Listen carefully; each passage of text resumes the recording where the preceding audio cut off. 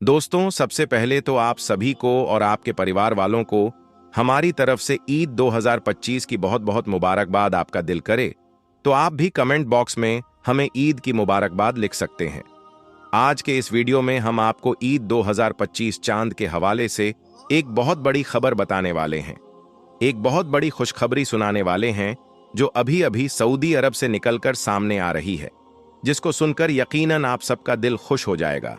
आप सब खुशी से झूम उठोगे, क्योंकि इस वीडियो में हम आपको बताएंगे कि ईद 2025 को लेकर सऊदी अरब ने क्या बड़ा ऐलान किया है और सऊदी अरब में ईद कब मनाई जाएगी और हमारे देश भारत में ईद 2025 का चांद कब दिखाई देगा और हमारे यहाँ पर ईद का त्योहार कब मनाया जाएगा। सुनकर यकीनन आप खुश हो जाओगे और इसके साथ ही आपको ईद का खास पैगाम भी बताया गया है। इसलिए आज का यह वीडियो आप सभी के लिए बहुत खास है।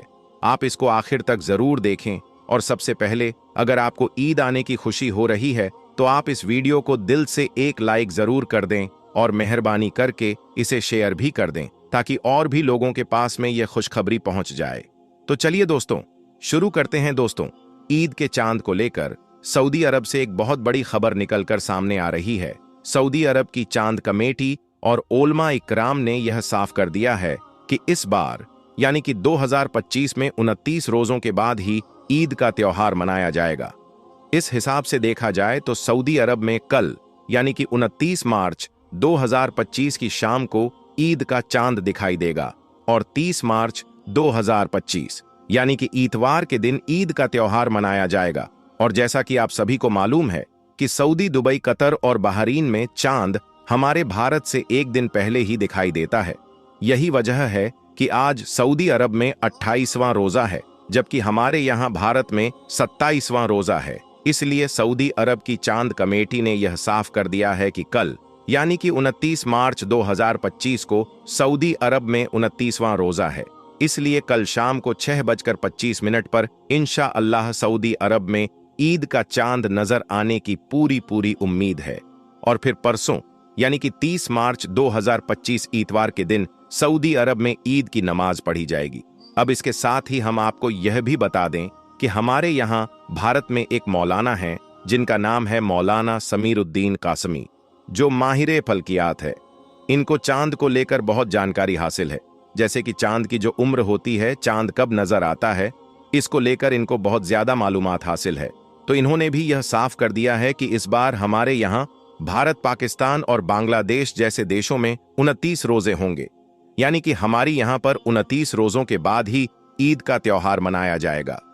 तो दोस्तों, इस हिसाब से देखा जाए तो हमारे यहाँ भारत, पाकिस्तान, बांग्लादेश और नेपाल जैसे देशों में 30 मार्च 2025 इतवार के दिन ईद का चांद नजर आएगा, यानी कि 30 मार्च को चांद रात होगी और फिर 31 मार्च 2025 पीर के दिन ईद की नमाज पढ़ी जाएगी।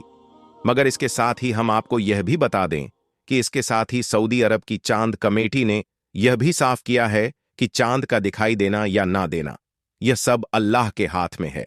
अगर किसी वजह से कल यानी कि 29 मार्च 2025 की शाम को ईद का चांद नजर नहीं आता है तो फिर परसों शाम को यानी कि 30 मार्च को ईद का चांद दिखाई देगा और इसके बाद 31 मार्च 2025 पीर के दिन सऊदी अरब में ईद का त्योहार मनाया जाएगा। और दोस्तों, इस खबर को देखते हुए दिल्ली के शाही इमाम ने भी यह साफ कर दिया है कि अगर कल शाम को सऊदी अरब में ईद का चांद दिखाई दे देता है और अगर सऊदी अरब में 30 मार्च 2025 को ईद की नमाज हो जाती है तो फिर 30 मार्च 2025 को हमारे यहाँ पर भी ईद का चांद दिखाई दे देगा और फिर 31 मार्च 2025 यानी कि पीर के दिन हमारे यहाँ पर भी ईद की नमाज पढ़ी जाएगी। दोस्तों, सच में एक मुसलमान के लिए ईद की खबर सुनना एक बहुत बड़ी खबर होती है, यानी कि ईद की खबर हर मुसलमान के लिए एक बहुत बड़ी खुशखबरी होती है।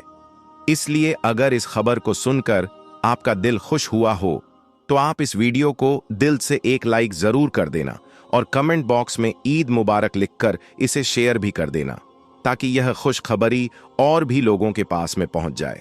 दोस्तों, अब आपको बताते हैं कि इस दुनिया में ईद की शुरुआत कब हुई, यानी कि इस दुनिया में सबसे पहली ईद कब मनाई गई और ईद का त्योहार क्यों मनाया जाता है।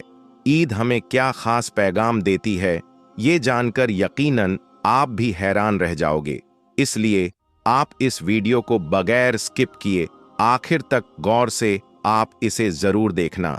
दोस्तों, याद रखें, इस दुनिया में सबसे पहली ईद उस दिन मनाई गई थी जिस दिन हजरत आदम अलैहिस्सलाम की तौबा कबूल हुई थी। उस दिन दुनिया में पहली बार ईद मनाई गई थी। दूसरी बार ईद उस वक्त मनाई गई थी जिस रोज हाबिल और काबिल की जंग का खात्मा हुआ था। इसके अलावा हजरत इब्राहिम अलैहिस्सलाम की कौम ने उस दिन भी ईद मनाई थी जिस रोज हजरत इब्राहिम अलैहिस्सलाम पर नमरूद की आग ठंडी हो गई थी। जबकि हजरत यूनुस अलैहिस्सलाम की उम्मत ने उस दिन ईद मनाई थी जिस रोज हजरत यूनुस अलैहिस्सलाम को मछली की कैद से रिहाई मिली थी। इसी तरह से हजरत मूसा अलैहिस्सलाम की कौम ने उस दिन ईद मनाई थी जिस रोज हजरत मूसा अलैहिस्सलाम अल्लाह की मदद से बनी इज़राइल को फिरौन के जुल्म से निजात दिलाई थी। इसके अलावा हजरत ईसा अलैहिस्सलाम की उम्मत ने उस दिन ईद मनाई थी जिस दिन हजरत ईसा अलैहिस्सलाम पैदा हुए थे, और आज भी ईसाई लोग उस दिन को ईद के तौर पर मनाते हैं। लेकिन हम आपको बता दें, इस वक्त पूरी दुनिया के मुसलमान रमजान का महीना गुजरने के बाद एक सव्वाल के दिन ईद मनाते हैं, यानी कि रमजान उल मुबारक के गुजरने के फौरन बाद ईद मनाते हैं। तो दोस्तों, आज हम और आप जिस ईद को मना रहे हैं, इस ईद को अल्लाह के प्यारे नबी हजरत मोहम्मद सल्लल्लाहु ताला अलैहिस्सलाम वसल्लम ने सन 724 ईस्वी में जंग ए बदर की फतेह के बाद मनाई थी। अल्लाह के प्यारे नबी ने बदर की जंग में दुश्मनों को शिकस्त दी थी, इसलिए फिर आपने इस खुशी में सबसे पहली ईद मनाई थी।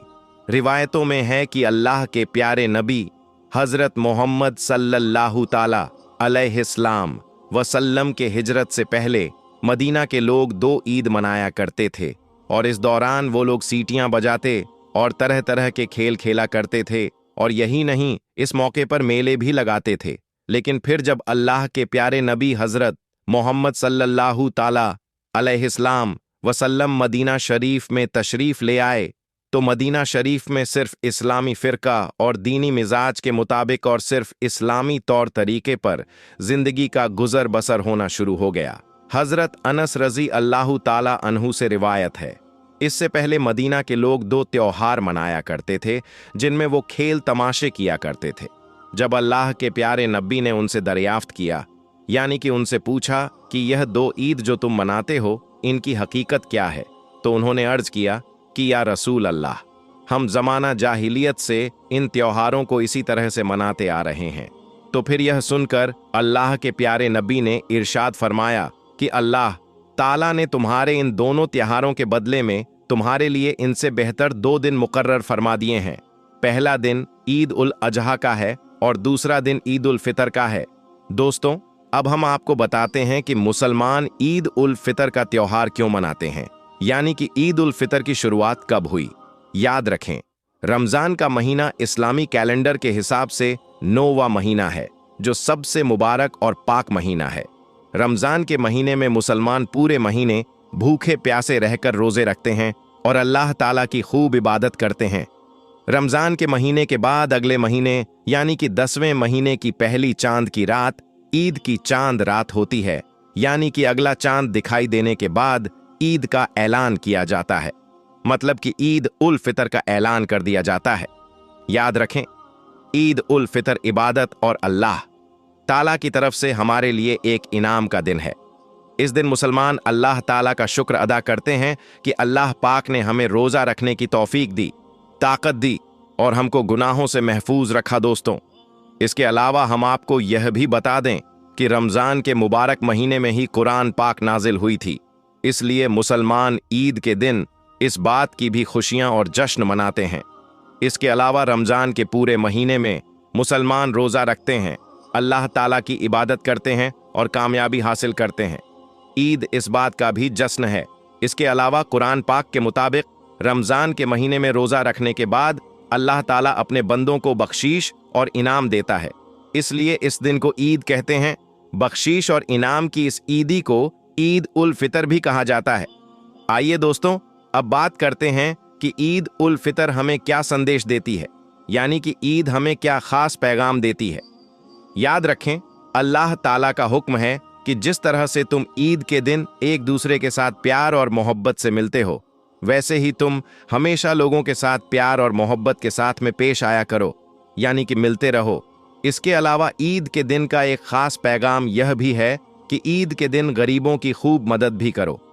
दोस्तों, वीडियो अच्छा लगा हो तो आप इसे दिल से एक लाइक जरूर कर देना और मेहरबानी करके इसे शेयर भी कर देना, ताकि ईद से पहले पहले यह वीडियो और भी लोगों के पास में पहुंच जाए। तो दोस्तों, मिलते अगली वीडियो में। अल्लाह हाफिज।